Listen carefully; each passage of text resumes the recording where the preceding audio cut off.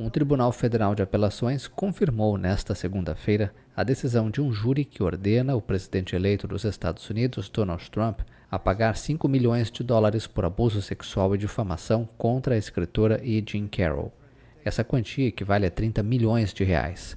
Um júri de Nova York determinou no ano passado, após um julgamento civil de 9 dias, que o ex-presidente abusou sexualmente de Carroll em uma loja de Manhattan em 1996.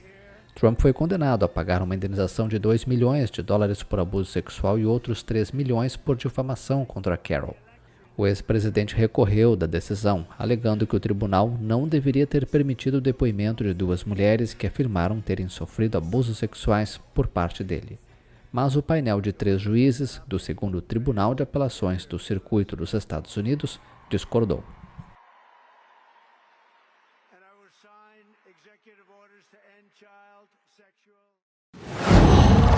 Qual?